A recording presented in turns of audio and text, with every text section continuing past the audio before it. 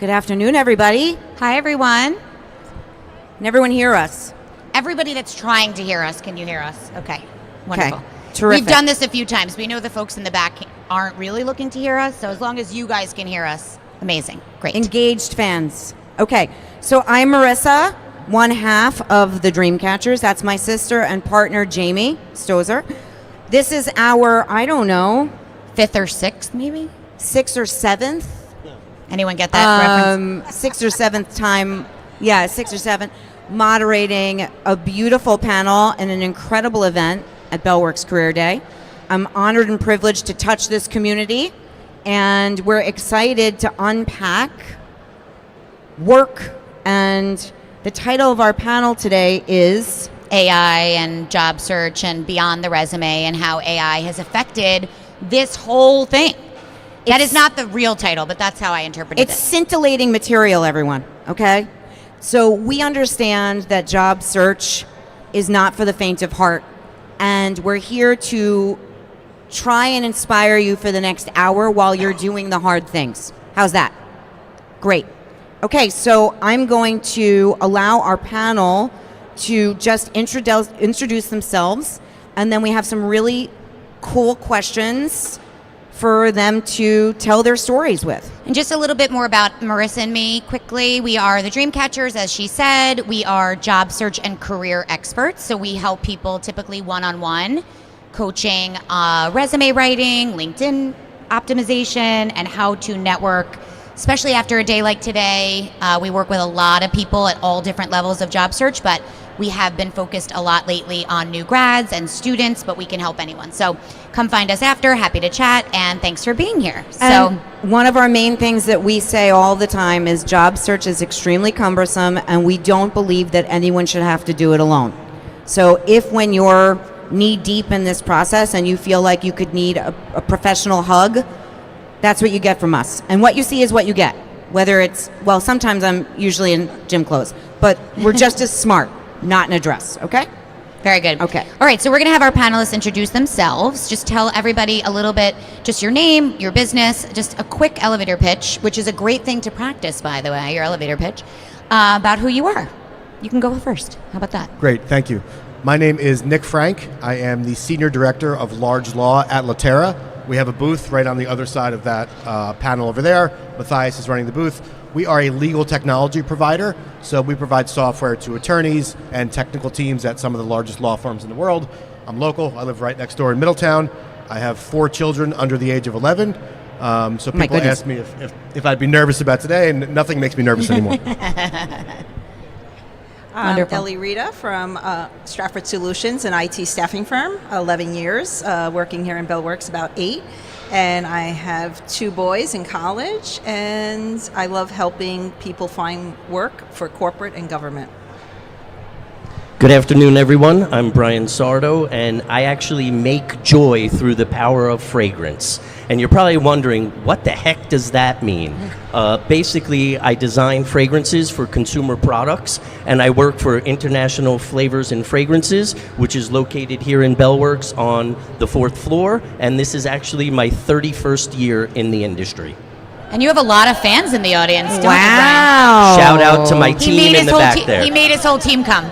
They're all here. By the way, Lunch break. By the way, this guy has a good story, so Yeah. I'm gonna try and weasel that into the conversation. Okay, go ahead. Hi everyone, my name is Emily Strom. I'm a current graduate student at Monmouth University. Woo. And I'm also a marketing assistant at NPZ Studio Plus in the building. Thank you for being here Which is and the team- representing Gen Z. And the team that put this whole event together. So thank you so much, Emily. our and your forever team. friends at NPZ. And the NPZ is responsible for all the beautiful content and activity and entertainment and community that And you furniture. find, and furniture and trees that you find in this building. Okay.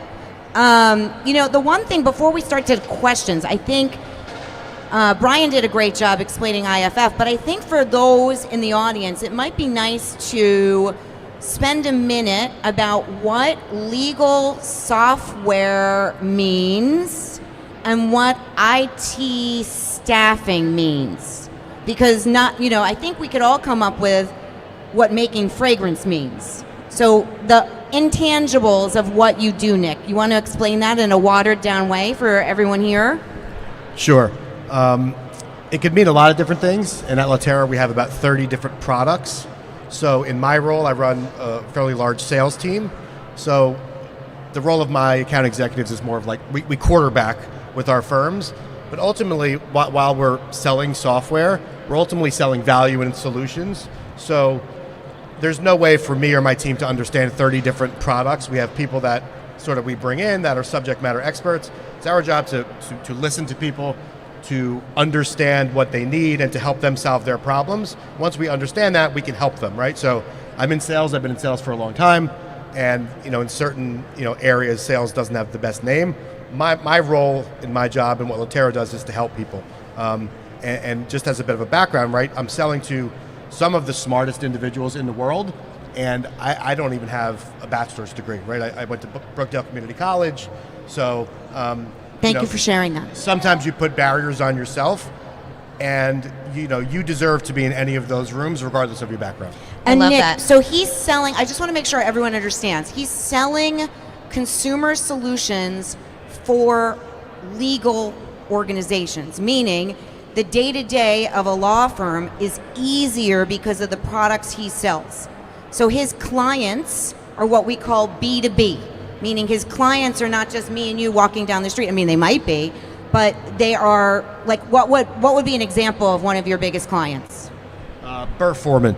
So we have 99 of the largest 100 law firms in the world are customers of Litera. So I went to Birmingham, Alabama on Monday.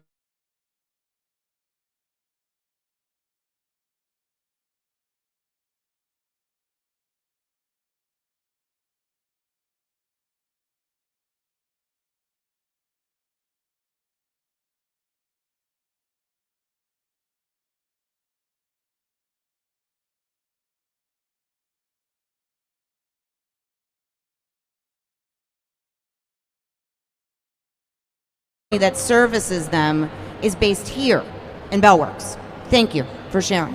Okay. And now, Ellie, let's talk about what IT staffing means. Because I think a lot of people are not ashamed, or admittedly don't know what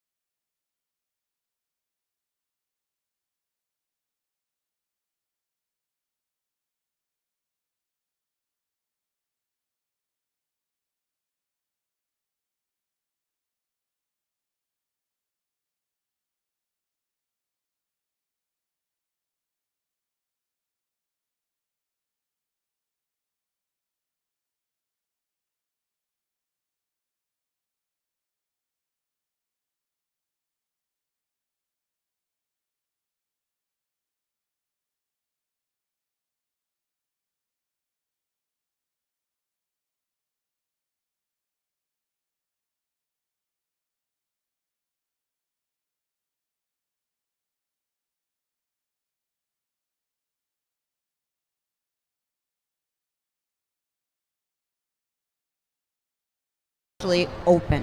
Fun fact, by the way, not a Dreamcatchers fact, a real fact, you can Google this. 80% of jobs are not even posted. Think about it that way just for a second. Meaning, they might post, they haven't posted yet. They will never post because they're going to get filled by somebody internally or somebody that they already have a relationship with. So that's why networking and so much of what we're going to talk about today and skills beyond the digital space, because that's kind of what the topic is today, that is a human being game. That is I met you at the Bellworks Career Fair. I'm interested in your firm. Do you have anything down the pipe? Things like that. And that comes from human connection. So remember that. If you take nothing else from today, 80% of jobs don't get posted or are not posted yet, okay? So if you're just looking at jobs that are posted, you are doing yourself a disservice, okay? So what I wanted to do is our first question. We always like to ask this question. So many of you now are, you're here representing your firms. You have a job that hopefully you love. We're going to pretend for the sake of the panel. And a lot of people here that are listening are looking for that next best thing, right? They're looking for job search inspiration or companies that they want to work for. And that's a hard thing to find. And so one of the things that Marissa and I do with people a lot is try to look inward in order to look outward, right? So one of our favorite questions is to ask, what did you want to be when you grew up? Because my guess is Ellie did not think, I want to work in IT staffing, but something about your skill set or who you are as a human or the things that you were good at as a kid helped you get here. And so I think sometimes that exercise of thinking about what your first earliest memory was can sometimes help us figure out the things that we might be good at. So fun fact, I wanted to be a backup dancer for Janet Jackson or Justin Timberlake, meaning I wanted to perform. So I like to say this in every audience I talk to. Am I doing that? No. Am I currently performing? Yes. I am. I'm sitting here with a microphone. So She still can dance. and still. still can dance. Okay. That's an understatement. Thanks so much, sis. No, I'm just kidding. Yes, I still can't at dance, all, but so. I dance for fun. And my point being, something about the childhood dream is still something I'm able to do. So I like to mention that. So I'd love to start with you. I think that's also something that's interesting. As they explain, we have somebody that is literally embarking on the journey Yes, right now. and Emily, by the way, congrats to Emily, just graduated college yesterday. From Monmouth. Yay, Emily. I mean- so you're a little closer to this memory, so I'd love to hear. She's showing off a little bit. Yeah. Day one. Emily, tell us a little bit about what you remember most about what you wanted to be when you grew up. Okay, so I never specifically knew what I wanted to be, but I was always very creative, organized. I love photography. I love fashion. I love social media. So when I found out what marketing was, that kind of was the perfect job for me. I can't lie. I was very happy when I figured that out. So I would say. And how did you figure it out? Like in college, you took a class? Yes. Yeah, I think just like through coursework and getting myself involved early and, surrounding myself with like-minded individuals, I just kind of learned that that was for me. I love that answer. Anybody want to go next? No particular order? Brian, you haven't talked in a minute. Okay, so I guess I'll go next. I kind of fell into fragrance. I didn't know what I wanted to be when I grew up, if you would. And I applied for a company, a competitor of IFF actually, where before starting there, I thought Tommy Hilfiger was in his garage mixing up fragrances. I thought Tide smelled like Tide because that's what Tide smells like. And I stumbled upon the fragrance industry. I applied for a job as a shipping and receiving clerk in their plant. He worked at a flower store before. Yes, I was love working that. at a flower shop prior to that. And I didn't get the job as a shipping and receiving clerk, but the HR person at the other fragrance company called me and said, "Hey, have you ever worked in a lab before?" And I did what any 20-year-old would do. I lied and said, "Yeah." Make it till you make it. I love of it. course. You can't do that anymore in 2026, unfortunately. But we had it going for us back then. Yeah. This was 1995. It was a different year. You could fib then. So I just ended up interviewing, and through the course of the past 31 years, worked my way through several different disciplines within the fragrance industry, and here I am today, creating fragrances for a lot of products that probably you've all used. So we've kind of met before we've met today, because I'm pretty sure if you didn't use a product that IFF fragranced, there was probably a raw material that another fragrance house used in that fragrance. So I'm glad to meet you for the second time today. And actually, I love that. And something you just said really stood out to me that I wanted to make sure I said. You went on an interview, you said yes to something, you didn't get it, and somebody then called you anyway to bring you back for something else. So that is advice we give all the time. Say yes. Go to the interview, meet the people. Even if it's not something you would dream of doing. Don't write them off if they didn't like you never the know. first time. Again, that 80%. You never know if something's brewing there, if somebody knows someone, if their husband works somewhere cool. So if you don't go, you are reducing your probability of getting that opportunity that changed your life, that now you've done for 31 years. Before the other crew answers, I asked him first, I'm like, were you a scientist? Because in order to do high level some of the stuff at IFF, you really kind of need to have a science background. And what did you say? Nope. Nope. I actually wasn't a very good student, and I guess you could say fragrance saved my life in a way and made me what I am today. I love that. I love that. All right, Ellie, were you dreaming of being a staffing IT specialist when you were Never a even kid? knew what it was Okay. until I was, introduced And to that's it. why we explained it Yeah. 5 minutes Yeah. ago. Exactly. What did you want to be? So, Do you remember? It's funny. I was sitting here trying to think about that one, and I actually wanted to be, I don't know if you're going to remember the Brady Bunch, but I wanted to be course. Mr. Brady, an architect. My father worked for the Museum of Natural History, and he was the woodwork and architect there. So he used to take us cool. every weekend to look at architects and, drive around and all that. And I know it doesn't seem like a relation, but through the years, it I really does. think that I wanted to be something creative. And you don't think this is creative, being in staffing, but I love being that person to see and connect. Seeing what I do is creative, even though it doesn't seem like it is creative. I look at it that way. I talked to 2 people today. All I'm thinking about right now is how am I going to get them a job? Who am I going to connect them with? So it's a little bit of a game, but I love it, and It's it a is very human. fun Sudoku puzzle. And Yes. by the way, the Yeah. architecture or infrastructure of a company Yes, and entrepreneurship. That's the other thing is that basically what you're doing. So Yeah. you are kind of doing what you thought you wanted to do.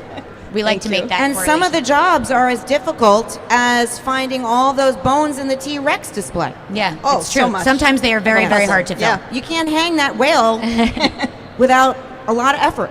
That's exactly right. All right, my friend, you're last. Do you remember what you wanted to be? Well, the first job I wanted to do was gas station attendant because I loved the smell of gas as a kid.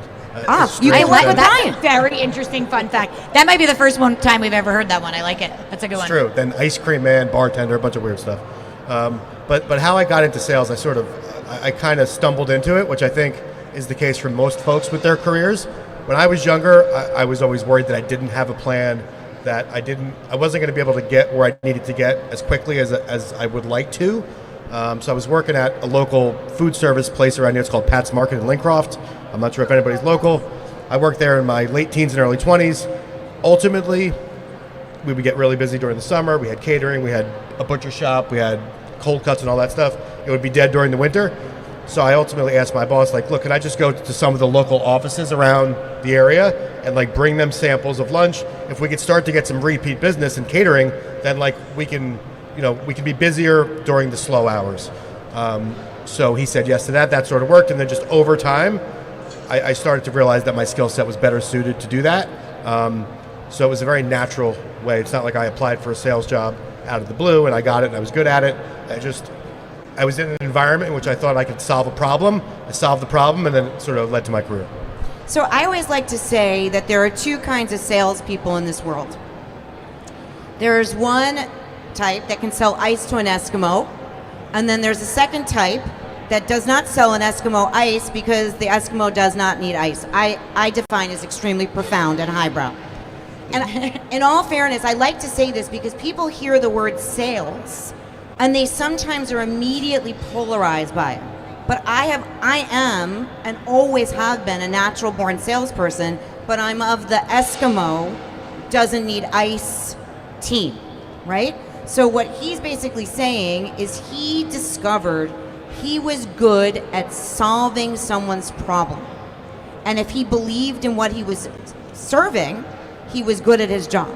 So he too is part of the no Eskimo, no ice community. So if you're looking for roles and people think that you could be good, Marissa's downplaying. You also can sell ice to an Eskimo, though.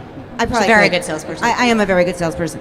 I know it needs to be said, but I don't. That's not how I lead. In all fairness, so if someone says to you that they see your personality as a salesperson, I think that a lot of people get nervous that that's the job, and I want you to allow yourself the grace of knowing, could you do that? What is it about your skill set that could be good like he did? And also, by the way, when sales starts, we both started out in a traditional sales environment where you're reaching quotas and making 1 million calls, etc. Once you start to get more senior in sales management is a totally different skill set. So that's something to consider, that perhaps, yes, the beginning of sales might not be the best, but beginning jobs are hard for a lot of industries. And then starting sales somewhere management- means something. Yes, that's exactly right. So all that to say, the topic for today's conversation is kind of beyond AI. So this goes without saying. The digital age has changed everything, okay? For those of you that were around when we were doing our fuzzy mic before, Marissa and I were doing a reel for our social media with our fuzzy mic, as my kids would call it, and cringed when mommy got the fuzzy mic from Amazon. They're like, you're not going to use that. I'm like, no, I am. And I'm going to make you watch it and share it with all your friends. So They blocked you. They did. We went around and we asked the question, and we're going to ask the audience now because it's fun, okay? No shame. We have a mixed bag here. Raise your hand if you've ever heard of the word Rolodex. Okay, put them down. Raise your hand if you've never heard the word Rolodex. Okay. A couple people that we also met before. So when we were job searching, many of us, there was something that you would go home with the business card of the person that you just met, and you'd put it in an alphabetical thing that sat on your desk that would twist around, that you could then access to follow up with the people that you met. So what we were doing before, and what we think is really interesting and very timely to this conversation, is talking about what that looks like in this day and age, because there is no such thing as Rolodex. There should be. Stay tuned, maybe a Dreamcatchers Rolodex is in our future. But if you're at an event like this and you hear all these incredible speakers and you meet all these incredible people, one of the things that we wanted to remind you is this is still a human being situation. I said that already once. Hiring, as much as there's so much now that we even rely on in the staffing industries, as hiring managers, when Emily just graduated and probably when she was trying to find this role, had to apply through a portal or you had to use AI in some way. At the end of the day, for now, hiring is still a human being conversation, a one-to-one decision, okay? And so we're here to remind you of that digital and AI is extremely helpful and can be something you use when you get home from here. By the way, shameless plug, not sponsored. If you do not connect on LinkedIn with every single person that you met today or company that you're interested, you are doing yourself a disservice. I will say that again. Go home and connect to every single person that you met today on LinkedIn, or try to find them. If you can't get their name, write down the company, everybody that's sitting up here. I hate to bombard us, but we will get hopefully 50 LinkedIn requests when we leave here. Because guess what? Now you know me, right? When people say, oh, you have to know someone. Now you know us. Oh, I just listened to you on this Bellworks panel. I applied to a job at Stratford Solutions, or I'm really interested in IFF. So what I wanted to talk about with each of our panelists is a bit about how AI and the digital world has changed your job or your staffing process, or both, and what you believe, similar kind of vein, is still the human being piece of what you do. Because Marissa and I talk about this literally all day, every single day. So I'd love to hear it from you guys and your perspectives. Any order, doesn't matter. You're nodding. Do you want to go first? You're sitting right next to me. Yeah, look, it's profoundly changed the world, I believe, and will continue to do so for better or worse. I would say my day-to-day has changed greatly. There's a lot of different tips and tricks on how to use AI. I'm a big fan of, I talk to it all day long, and I make it project-based. And the power of AI is only as good as the person using it. So true. It's about the context, how you prompt it, what you're trying to deliver. Because when I have young sons and a daughter, I always tell my 11-year-old, by the time you're in the workforce, everyone's going to have access to the same information. Everyone walking around with you is going to be the smartest person that's ever lived. So the way that you differentiate yourself is, how do you solve problems? How do you help people? How do you use that information for good, right? That's the impact that human beings have. What I'll say on the personal side, in a situation like this, I've been on the other side of that booth, and they're going to have 100 conversations today. So just some tips and tricks is, try to find some personal connection if possible in a 3-minute conversation. And as you're taking notes, either digitally or personally, I would put Jim, daughter goes to UMass, right? That's how I remember Jim. And then this is a salesperson. Here he is. And then in my follow-up, I will reference that specifically. And the reason being is because now Jim is I had a million, he'll remember that part of the conversation, then he'll remember you. So it's not about brown nosing. They're not going to remember every conversation. So if there's a way for you to connect, to put them back in the moment, that's the way that I've done it in the past. Great advice. What about you, Ellie? Fabulous, Nick. So because Great I'm in IT, definitely AI has changed what we do, but I had exactly connected myself with somebody that is doing AI adoption about the human part of it. So she is doing this day once a year where we're getting out there to say AI is not only technology, it's the human part that's still there. So you align to that perfectly, where it's still so important, the connection, networking, making sure you reach out and have that 3-minute conversation with someone. I could tell you for myself, I just went to a conference last week and I met someone. He says, anyone here, email me within 48 hours and I promise you I'll email you back. And he was top VP at Deloitte. I'm like, okay, I'm emailing you. He sent me an email saying like, you're 1 in a million. I'm not going to be able to work with you. This is it. No problem. That gets rolled off my head, but I made that connection. So even if it's not working for me today, it's going to work for me down the road. And I'm going to continue to connect with him because now I have his email and I'm going to reach out to him every 6 months and just let him know what I'm doing and updating him. And that's the other thing I find. Update me. After 6 months, you're looking for a job now or you weren't looking for before. Connect with me and say something and I will, it's that human part. So AI definitely has changed our industry. I'm looking at different ways to connect with people besides the technology part of AI, and that's my biggest goal out of this. Ellie, you just said such a beautiful example of something, and actually tacking on to Nick, for a job seeker, guys, I need you to listen up. Ellie met somebody who dared her to respond to him within 48 hours. She did so. His response was, no, thank you. Yeah. You are 1 in a million. Thank you, but no thank you. And Ellie's answer is, cool. I'll check up with him in 6 months. Where a lot of people, by the way, job seekers, salespeople, anyone would just be like, all right, he said no. So what we have found with the newer generation job seeking, they hear no and they feel like they've been left unread. Am I saying it right? Yeah. Okay. And then they just move on and give up. That is not the proper use of your energy. There could still be opportunity. The person there could like you and change jobs. It is not just a one door, one conversation, one click situation. So we want to remind you to because be they're human. still human beings, Yes. and so are you. And job search is a function of sales. Can you guys hear me? I feel like I can. All of a sudden, you just got lower to me, but now I can hear you. Okay, it's because I'm trying to say something really profound. So all of the place is quieting down. Job search is sales, guys. You cannot give up, and you can't stop just because you didn't hear something. You have to keep going. Okay, the same way. And now there's ways to do it so that you don't feel annoying, okay? And sometimes you might be annoying, and it's okay because you're in charge of your own life. You need to be within reason. Respectfully annoying is my favorite term for myself. Or professional stalking, yeah, as we call it professional as well. stalking or respectfully annoying. I don't know. Anyway, Nick said a version of that too. He just kept going, right? You just keep going.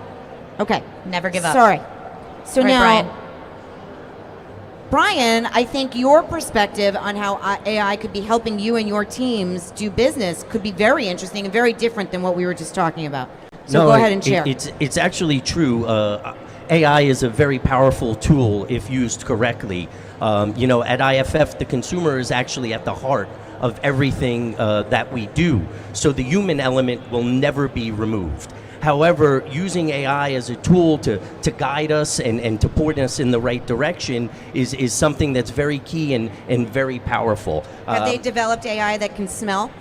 Not yet. AI Okay, can't so but there's I'm a key not- ingredient right there. I'm not concerned about that either because neither I'm am I. sure I could smell better. Yes. Yes. Perfect. So inside an organization or inside a brand, AI is going to help them do their things more efficiently. But it's not going to change the way they do their jobs. It's just going to make it better. That's exactly, by the way, how we use AI. So in job search, we're working with a client. We say to them, don't have AI write your resume, but you could write a bullet and ask AI to clean it up.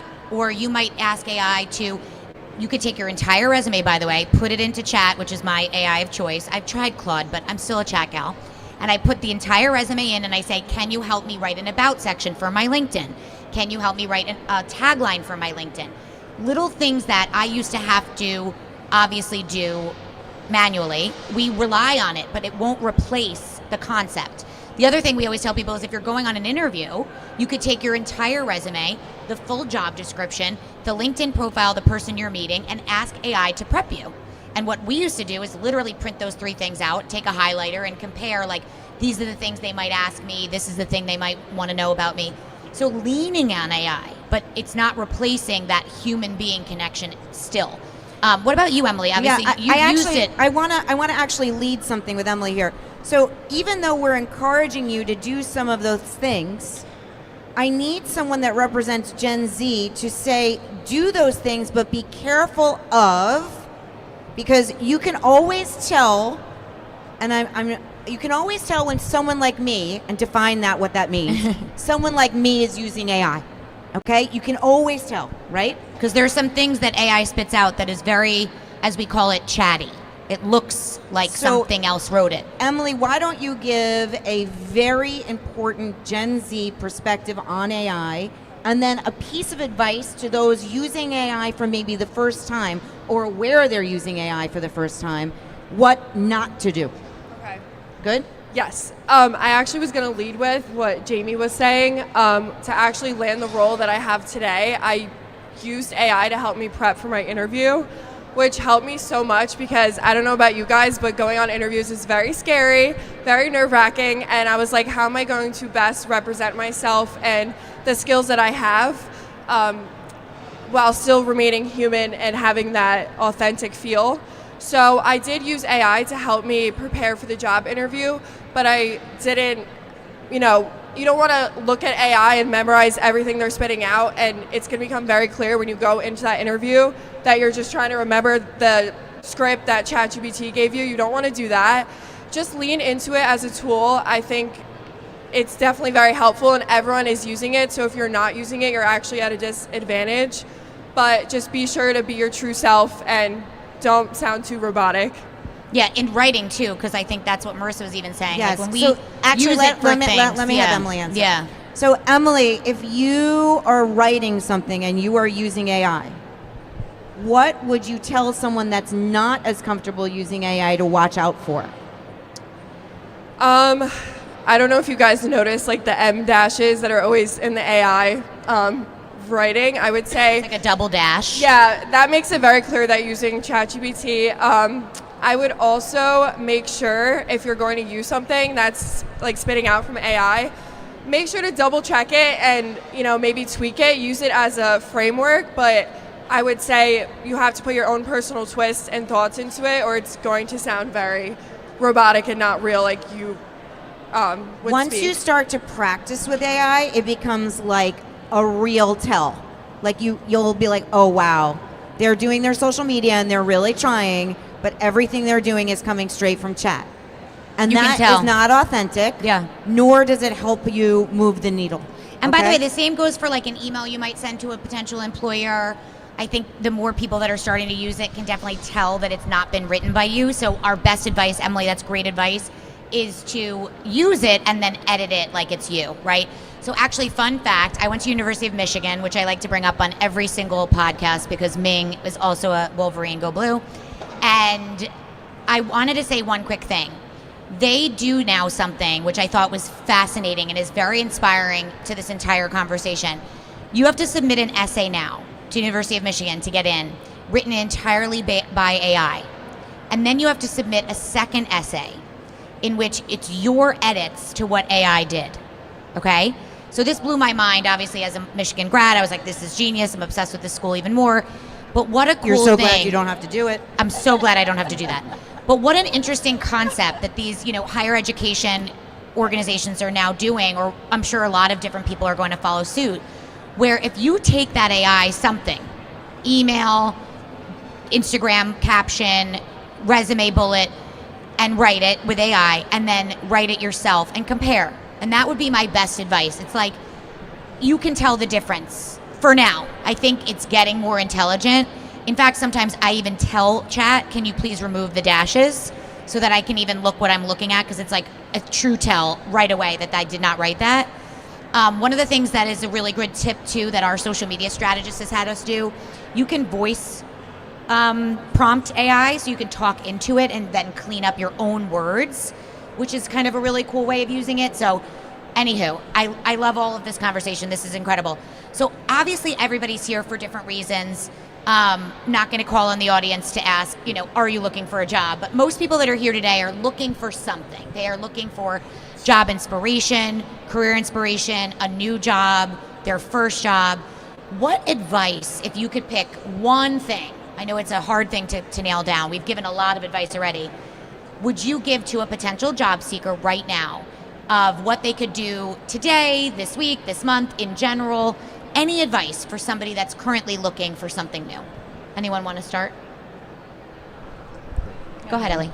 I think the two things I always say is, when you look at a resume and you have a job description that you say, this job I could do, I really know I could do this job. It takes work, but you really have to take that resume and tweak it to that job description. Without lying. Yes, without lying completely. As Marissa always says, if you can't speak Portuguese, don't say you can speak Portuguese. And it's work, but if it's a job that you know you could do, you have to look at it and say, I'm able to do this, this, and this, and write about it as that job description and say, oh yeah, I've done this, this, and this. And if you want to put, what you did in particular, but use those keywords and stuff like that. And so many of the young, I'm sorry to say, young people that come out to me and say, well, that's a lot to do. And I'm like, I understand, but if it's the job that you know you can handle, you got to do it, right? It's a job, but you got to go out there and do that. If you create a resume that is buzzword friendly and also authentically you, you should be able to use that resume with some tailored tweaks each and every time, and it should not feel hard. Yeah. Which is why Jamie and I have a service that helps you to figure that out. Resumes are not easy for people. Listen, life is hard as it is. I don't know why Jamie and I are good at resumes, but we're good at resumes, okay? It is not easy to get all of your stuff down on paper, and it is overwhelming. But what Ellie is saying is, if you see a job and you know you can do it, here's where AI could help you. Look at the job description, look at your resume, what's missing, what can you add without lying? Now, Also, don't be afraid of being descriptive. So for example, you're reading the job description, you're like, oh, I could do that. That's not even a question. Remember that likely, speaking to this conversation, AI or digital or an entry-level recruiter or a variety of people that are a combination of those things are going to be looking. So if you need to know how to use Excel, it cannot say Microsoft Office. You cannot assume that somebody knows that that means Excel anymore, okay? Back in the day, you could write Microsoft Office and the person's like, oh yeah, that means Excel, PowerPoint, whatever. You have to list it all out, because the gatekeeper, aka the computer, will miss you by accident. So keep that in mind. Keywords are extremely important. we are trying for you to leave this panel with call to actions, things that you can actually do so that you can find inspirational jobs. A lot of times when you come to something that's career focused, it's just supposed to wow you with cool, inspirational talk. But that just ends up making job seekers feel sad. Like, cool, they have a great job. Why can't anyone respond to my emails? Okay? What we want to do here today is for you to walk away from this conversation with aha moments so that you can do this search better. Okay? So, Ellie just gave you a really good one. Brian, give them a tip or firsthand experience of what impresses you, what matters to you when you're hiring. So my biggest piece of advice is do your homework and follow up. You know, I work in the fragrance industry, and when I interview people for jobs within IFF, I often ask them, so what's your favorite fragrance? What fragrance do you use? And if I could tell you how many people told me I don't know or I don't use fragrance, it's baffling to me. Why are you interviewing with me then? So definitely do your homework, be prepared, and follow up. You know, we want to know that you're hungry, that you want the job, because there's 10 other people that also want the job. So without that follow-up, why would we pick you? So those are my two bits of advice: Can you- are do your homework And this is follow coming up. from a gentleman that did not necessarily know that he was ever going to work in fragrance. So the fact that he can gift that advice when he applied for this job in the shipping department means that it's that royally important to him and his team, that if you're going to come into a fragrance company, you better as well know that you love the smell of coffee, that you love a woodsy scent, that this is the brand that you're obsessed with. Come in with something that makes you memorable, right? Can I have your resume after this? Yeah, might have Absolutely. some I've been looking openings. for a job in fragrance and beauty for 30 years, and it's never too soon to start. By Jamie. Yeah, bye. See you later. I'll do this by myself. But that's really great advice. And honestly, we always tell people, again, Marissa said without lying before, if you are going in for that job interview, that hiring manager should feel like this is your dream job, even if it isn't, okay? So you do your homework, you say the right things. The best possible scenario is you get a job offer that you have to turn down. People say to us all the time, I don't want to lead anyone on, I don't want them to feel like, you never know. So you could go on this interview, you nail it, you get a job offer, you turn it down. That's the worst possible scenario, and that's the best possible scenario. Also, one of the messages that as you're going through this, and you're like, oh, I never knew that I could maybe be interested in sales like Nick, right? The quintessential connection between being a backup dancer for Janet Jackson and now performing today is finding the dream in the job. So when you go on an interview, know the pieces of the interview or the process of the job that you're interviewing for that would honor your truth, and that will allow you to perform better in the interview. Yep. Okay, who didn't I ask that question to? You. Go ahead.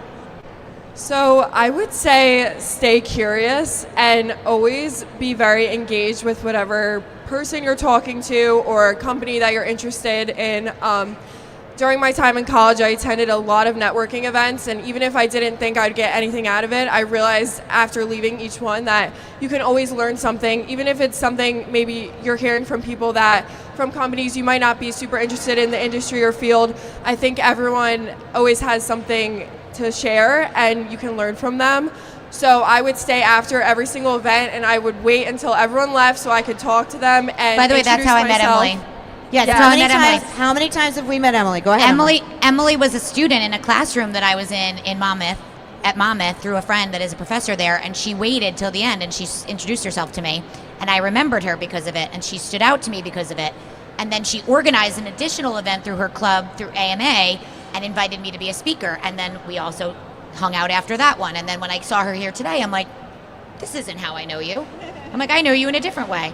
But that's great advice. Staying curious, staying in touch, putting yourself out of your comfort zone if that's not something that you're comfortable doing. All of the above. Love that answer. Pushing myself outside of my comfort zone. Like if you told me a year ago today that I'd be speaking the day after my graduation on a panel at Career Day at Bellworks, I would think you're crazy. But I'm very proud that I just pushed myself out there, because I think that really helped. All the opportunities that I've gotten so far have been through that, not just waiting around hoping that an opportunity would knock on my door. I think really pushing myself, talking to everyone, learning from people is where I've gotten to where I've been today. I love that. If I could add on top of that, I know Nick was the only person who presented himself as a salesperson, but we're all selling ourselves. Yes. We're selling ourselves to you today. You're selling yourselves to recruiters, to potential job offerers. So just keep that in mind, that we're all in sales, actually. I agree with that, Brian. And that was one of the reasons why I wanted to kind of water that down a little bit, because the word sales is so intimidating. And when you go into an interview and when you're responding to things, immediately people get into their heads. And I recognize that what we're doing and what we're saying is not easy for everybody. I get that. And, there are many jobs that are suitable for personalities that are not mine.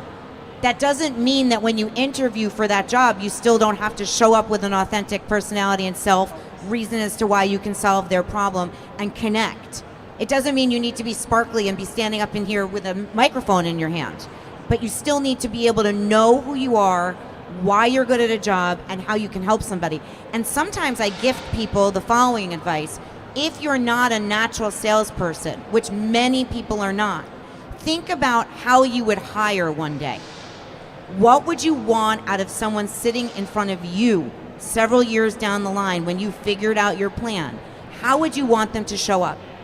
Try to practice that, because that helps you kind of get in the zone. Agree. I don't think you answered this question, right, Nick? What's your advice for a job seeker? Great advice right there. Remember who you're talking to. You're talking to an external recruiter. You're talking to a recruiter that works at the company. You're talking to a hiring manager. These are all very different conversations, and these people care about different things. So if you're speaking to a lot of different companies, and the job market's tumultuous, so you might have to have a lot of these conversations, fight the urge to just go through the motions, because there's so many people that just go through the motions. Yep. So when you're speaking to a hiring manager, like, what's important to this person? How do I make their life better? How do I make their life easier? Do they want to work with me? Because we're human beings. I've hired a lot of people. It's not the resume gets you in the door. The conversation is what gets me excited about somebody. You get yourself hired. Yeah, That's exactly right. And I just wanted to say, I wanted to compliment you all, because to take the time to come today sets you apart already, okay? As a job seeker, I'm sure I speak on behalf of all of us. If you saw this listed somewhere and you're like, I'm gonna go to that, that is already above and beyond. So congratulations for making the decision to come today. So that's one.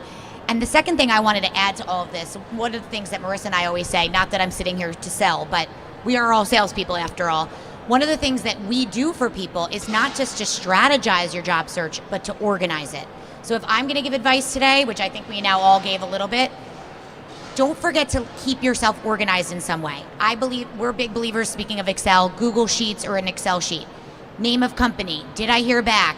When did I reach out last? That's a Sales 101 tracker. This is something that we learned how to use 25 years ago when I first started working. Something that keeps you organized, because what starts to happen, I'm not gonna ask for a show of hands, but I know I would see the whole room answer with their hand up in the air. 1 million people say to us every single day, I don't even know, I've applied to 1,000 things. I don't even know where my resume is these days, right? If you don't keep yourself organized, how are you supposed to drive your own car, right? So if you need to get in that driver's seat and know where your resume is, where you left off, did you get a rejection? Because it is not a no until you heard from a human being. So if you keep it organized and you keep following up and you put that on your radar each and every week and you use that sheet in some capacity, however your brain keeps yourself organized, I promise it'll make your life just a little bit easier.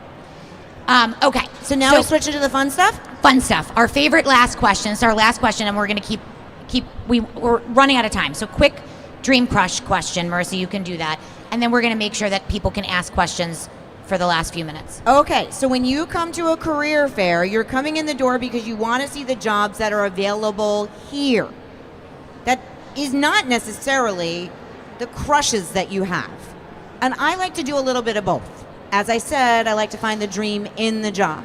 So I find that it's really super fun to bring attention to things that we all need or want. A brand that we're really into, if it is Bellworks, a store or a place or a company in here that's really resonating. And one of the things that we teach our clients to do is, if you have a crush on a company, most people are like, oh my God, I would die to work for, like, I don't know, Madison Square Garden, right? For example. And then I'll look at them and say, have you ever applied to Madison Square Garden? If your dream is to work there, what have you done to try to get there? And usually, not always, the answer is, I don't know, like nothing. And so then we try to educate, like, look them up on LinkedIn. Does anybody work there that went to your school? Like, are there jobs available? Right, there are ways to actually get closer to that crush. So we like to ask our guests on these panels as our last wrap-up question. Yes, your answer is going to be your current company, duh, or Bellworks, because obviously I think a lot of people have a crush on Bellworks. Many people that are here today are probably like, oh, I would love to work there. It's so close to home. It's so pretty. There's places to eat lunch. That's I a can crush. get my nails done in here. Yeah, go to the gym, do everything, go to the dentist. Does anybody here would like to share a crush? Because I actually find it really inspirational to hear other people's crushes, because then all of a sudden I'm like, It makes you think outside of that box. and you're like, oh, I never thought to look up a company like that, or et cetera. So I'm going to dare our panel to come up with a brand, a business that they are obsessed with, that they can't live without, that they admire, that they follow, that they think is inspirational. It could be anything. If it's here, great. Go ahead, Emily. Okay. Well, obviously, I have to start out with I love working here. And I love being in marketing. I always am very into fashion and beauty, like I kind of mentioned before. Something that would probably be a dream would be Sephora. I'm very much a girly girl. I love makeup. I've been into makeup since I was like 10 years old. So I would say something along those lines would definitely be my dream. But something fashion related as well. I noticed while working here, I actually get to be on some of the Bellworks like photo shoots. If you might see me around on social media. So that's something fun that kind of like intertwines with my job already, which is fun. So it's kind of like a dream within the job. Yeah, find the dream in the already. job. Good answer. Anybody else have a crush? Ellie, go ahead. So I feel like I've been thinking about the question and didn't really come up with a great answer, only because I do own my own business 11 years now, and that was a big dream for me, just that. I That in and of itself can be a crush. Like Yeah. Ellie, I have a crush on you. Yeah. I Working by love yourself it. can be a crush. Yeah, and I love just the imagination that I have to do just to own a business. It's not easy, and so I almost like pat myself on the back because I really did it finally. Like I feel 11 years I'm doing it, and I'm like, all right, I'm in now. And now it's to give back. It's to me, it's to help others, look mostly women entrepreneurs, and help them get to that if they want it. Even having conversations today, one gentleman, he was like a young guy, and he was saying, I think I might want to go out on my own and do something. And I started talking to him about that because I went through it, and it was exciting to have that conversation with him. And the funny thing, I mean, we keep talking about Bellworks, but I'm here 8 years in this building, and I've said every person that has met me, you got to know Bellworks. You have to come here. I'm like a salesperson at Bellworks. So you just go with what you love, and so I think that's all. What's I your can say. favorite place in Bellworks? My office. Yeah, your office. Other than your office. I love coming to the bar here and just seeing the community, like people with People their watching. dogs. Yeah, it's really nice, and such a great, different variety of people, and I love it. It's Funny, sure, I thought sure she was beats gonna, an office I thought park. she was going to say Jersey Freeze for a second. Love I Jersey do love that Freeze, place too. It's a Friday place for me. That's my Emily's, Friday. That's Yes. Emily's favorite. It is Friday today. We might have to meet you at Jersey Freeze later. Anyone else want to share a crush, Nick? Sure. So I am unapologetically a fan of professional wrestling, and my wife's embarrassed by it, but I really don't. I don't care. I am who I am. So as a child growing up, it was You like do you, bro. Exactly. WWF, WWE. As I've gotten older, that's it's less important to me, and also the company itself is not necessarily where I'd want to work. But I think as I've gotten older, it's more about people. There's certain people I've either worked with, worked for, or interacted with, and I'll tend to put those people on a pedestal, maybe more so than a brand or a company. Because brands and companies change. Like when you meet really good leaders that are inspiring, those are the people I want to work with more so than a company. By the way, that's a great answer, because one of the things that we tell people, it doesn't have to be a brand, it can be a person. Like if there's a person that you've always admired that's a couple years above you at Monmouth, where did they land? Like look them up, see if they are hiring, if they can help you out in some way. So Nick, that's actually is there somebody motivational or someone that you really love that you follow? Nobody famous. I would think there's a handful of people that I've come across in my professional career that you guys you wouldn't- admire. Yeah, exactly. And it's more so that's for a the way that great definition of a crush too. more so for the way that they either were able to overcome adversity or really just treat people in the eyes of the storm, because at the highest at their level their days are crazy, and not everyone is as nice as they could be. So we remembered that we were going to wrap with you. What is your crush? Wow. It's actually a really easy question. I'm living my crush right now working at IFF here at Bellworks. Bellworks is the pinnacle of creativity, innovation, and science, which very much aligns with the principles that IFF operates around. And today I get to design fragrances that touch people's lives every day, and they have no idea who I am, and I absolutely love it. So I'm living my That dream is a crush. great answer. And by the way, when we were prepping before this, he said that, and we're like, we're going to try to remember to end with you. Great answer. This was amazing. I want to make sure we give a couple people, we started a few minutes late, the opportunity to ask some questions. We'll take like 3 or 4 questions. Obviously, the panel can hang as much as they can before they have to head back to work. Bing has a mic. Does anybody have a question for any of our panelists or for us? Don't be afraid. We Don't don't be bite. shy. Or maybe we just said so much We have somebody. Yes, Paul. Thanks Paul for has a being question. our guinea pig. Check. Hello? Can we hear you? Just kidding. I like Ming sneakers. I know Ming sneakers are awesome. I can hear you. Yeah, we can hear you. We'll repeat it for the audience.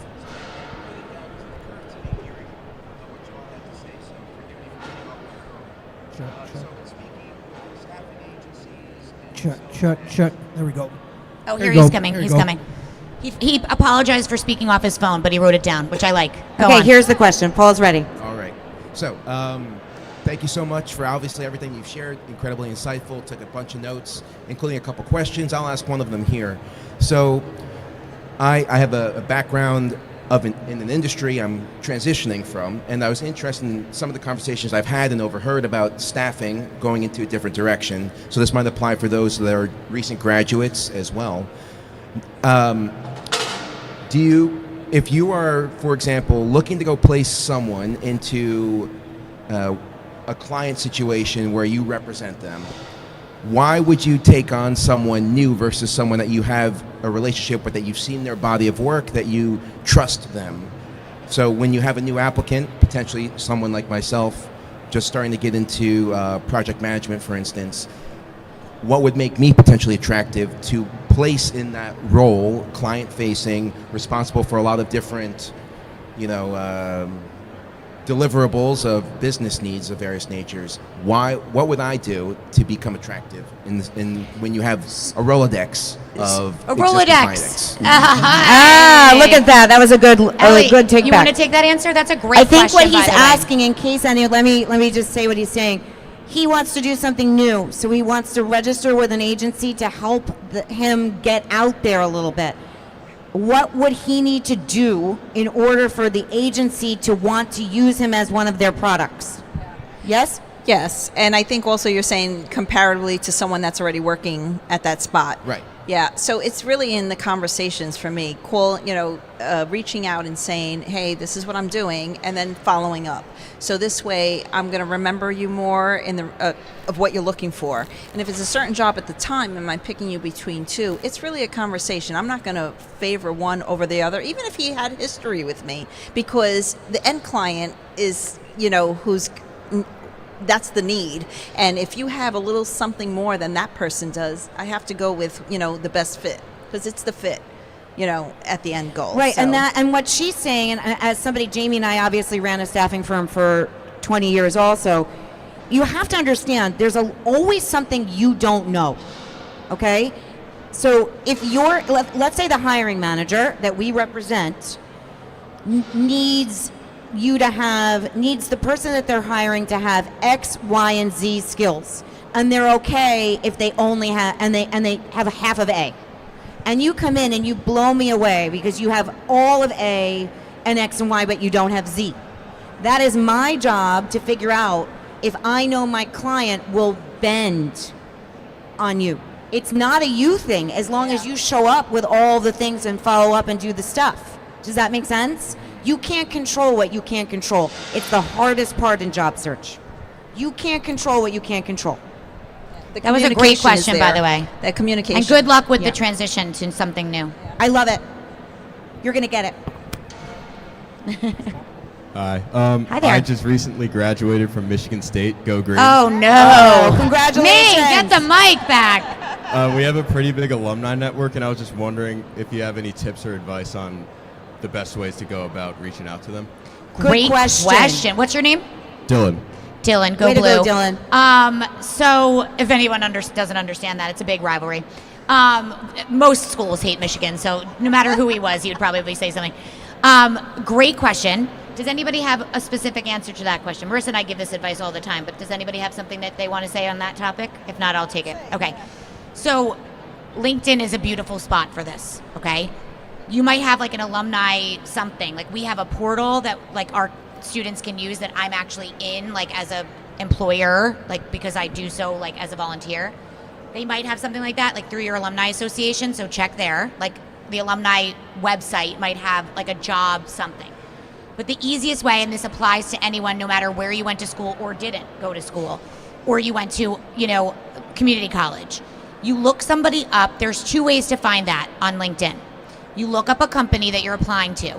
You go to the tab that says, on the company page, go to the tab that says people. 99 times out of 100, my clients have never seen that tab. You go on the page and it literally says about, jobs, people. Click people. This is free to you. You can search by a bunch of things. Search by your school. See if somebody went to Michigan State. Start there. That's one. The second way that you can do it, you go on Michigan State's page on LinkedIn. There are then tabs there that says about, jobs, alumni. Click the alumni. There'll likely be hundreds of thousands of people that come up. And then you can search within for, say you want to work in marketing or advertising, search for New Jersey. And then all of a sudden it goes from 300,000 people to 10, to 1, to 500. That's your list. And you start, hi, my name is, what did you say your name was? Dylan. Sorry, I'm very into my thought. I was about to say Max. I talked to Max before. Hi, my name is Dylan, go green. I just graduated, I moved back home to New Jersey. I see you work at X. Can we connect? Send 10 of those a week. 2 people respond to you. That's 20% higher of a chance than you had if you didn't do it that way. That's how you start. Dylan, are we going to get discouraged if people don't respond to us? No. Just keep going. Somebody keep going. will respond and somebody will say go green and somebody will say go ahead and send me your resume. And by the way, if you see a Michigan person, you can reach out to that person too. You say go green, LOL. I went to Michigan State. Would you help me anyway? Like you could use that. It doesn't have to be a Michigan State person. It can be a Big Ten person. It can be I think that was funny if somebody reached out to me and said that. So it doesn't have to just be Michigan State, but you can use the Michigan State piece in the same way, if that makes sense. So that is your brand. You went there. You paid that money to be there. That's your experience. It's your brand. So using that as part of your introduction makes it much warmer. And it is a warm call versus a cold call, as I'm sure many people have heard that word. So great question. Does that answer your question? Great. Way to go, Dylan. Yeah. Alumni events in New York. Great question. Great answer, by the way. Julia in the front. The Alumni Club. Yes. They might have events you could go to, things like that. Great Thank you, answer, Julia. Any other questions? Hi, I'm Sriram. Can you hear me? Yes. Yeah, we can hear you. I'm actually coming from all the way down in Gloucester County, came up here. I'm glad you came. I've been here in the Monmouth area on and off. I was wondering because after I finished school, because I'm in a grad program at night at Rowan University, what advice can you give for someone who's looking to transition from South Jersey coming to Monmouth County in the long run, particularly for better opportunities? And that's why I'm going to networking events so I can land my next opportunity as a career changer. I know it's a lot. So that's actually a great question. So what you are doing... Relocation is a very common question. Yeah, I think it's a common question. Any of us here could answer it. When you are looking for a particular area, so one of the things I would like to say to you is you're looking to move counties. Many people that we speak to are thinking about moving states, right? So you're actually somewhat close or nearby to where you'd want to look. You can look at your contacts or make your dream list of companies that you're interested in and create that list based on zip code. You can use AI to help you. You can use AI to do that. With zip code. So you take Red Bank, you take Homedale, you take, help me, what are other towns that are big? Middletown. Middletown, Spring Homedale, Lake, Spring Lake. You literally Cold Snack, You could Freehold. literally put into chat, can you help build me a list of the top 20 companies that have offices in Monmouth 10 mile, County. 15, 20 mile radius of Red Bank zip code, right? For example, or Homedale zip code. And then you start to look on LinkedIn for these companies or their websites and start to make connections at those companies. You're basically, again, driving your own car, trying to make that change. And that is now accessible to you. So your dream that way. list would be by geographic, location, right? And then also, Brian on the panel, I believe you said to me he comes from Princeton. So obviously you can also go a little further west and then still live in Monmouth County and look at, there's a lot of industry and hiring in the Princeton area. Does that make sense? Yes, it does. Good help? Yeah, Okay, great good. question. Any other questions? All right, Anybody guys, else? then did we Thank nail you it? so much for being here. Thank you to our panel, our amazing, incredible presenters. Thank you to Ming for doing our sound. Thanks to the Bellworks team. You guys got this. You got this. Good luck to all of you. Don't go anywhere. We have to take a picture. Great job, guys.